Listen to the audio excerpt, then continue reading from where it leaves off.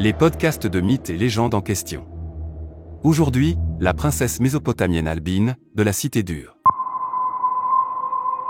Laissez-moi vous parler de la princesse Albine, de la Cité dure, qui est une héroïne légendaire du territoire antique de Pesturtur, situé au cœur de la majestueuse Taram-Dingi, en Mésopotamie. Cette histoire se passe il y a fort longtemps, à l'époque des 7 sages, les Apkalus. Il y a de nombreuses lunes, dans les temps anciens de Taram-Dingi, le royaume de Pesturtur était gouverné par le roi Taram, un monarque sage et respecté. Au sein de sa cour se trouvait une princesse d'une beauté extraordinaire, nommée Albine. Elle était la fille unique du roi Taram, mais elle était bien plus qu'une simple héritière royale. Albine possédait une grâce, associée à une force exceptionnelle, et une intelligence supérieure. Cette stature majestueuse lui valut rapidement le respect de son peuple. Pesturtur était une cité prospère, connue pour ses jardins luxuriants, ses palais de marbre et ses marchés animés. Cependant, la prospérité de la cité était menacée par des forces sombres, venues des terres lointaines. En effet, des hordes de guerriers barbares et des sorciers maléfiques se rassemblaient aux frontières, prêts à envahir Pesturtur et à plonger la cité dans les ténèbres. Face à cette menace imminente, le roi Taram convoqua ses conseillers les plus sages et les généraux les plus braves pour élaborer une stratégie de défense. Mais c'est la princesse Albine qui se leva avec courage devant l'assemblée. « Mon père, mon roi, et mes chers sujets. » Et elle déclara d'une voix douce, mais ferme.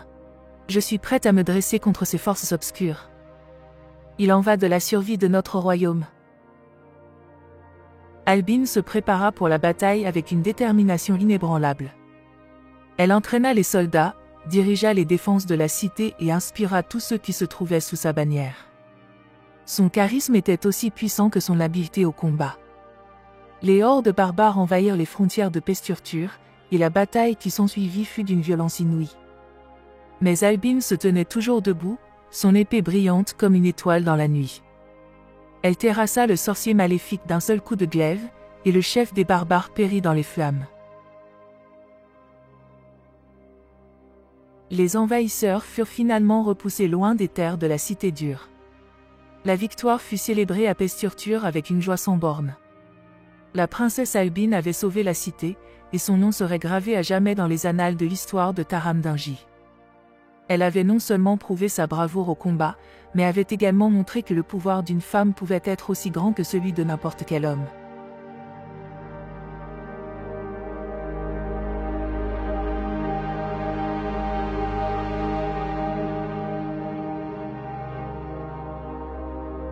Albine régna aux côtés de son père en tant que princesse guerrière dure.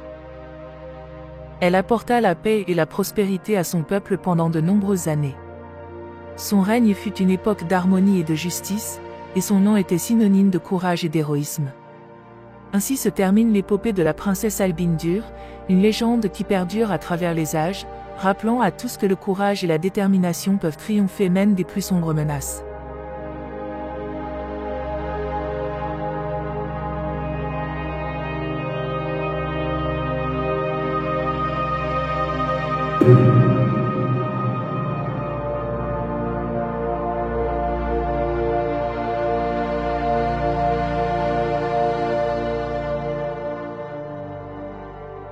Vous venez d'écouter un podcast épique, de mythes et légendes en question.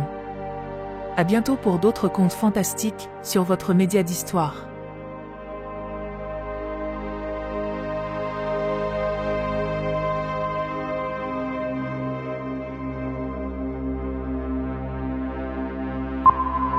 Les podcasts de mythes et légendes en question.